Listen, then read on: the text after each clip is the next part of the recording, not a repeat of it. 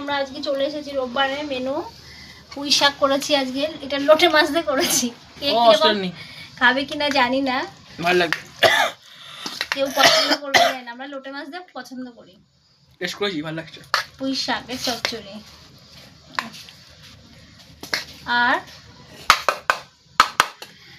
কাতলা মাছ রান্না করেছি আলু দিয়ে, লাল লাল করে, কাতলা মাছের কালিয়ার মতন, কালিয়া না ঝোল, একটু পাতলা ঝোল আলু দিয়ে এই রান্না করেছি। আর ডাল, ডালটা কালকে ছিল, গরম করে নিয়েছি। মটর ডাল করেছিলাম কালকে, শনিবার ছিল।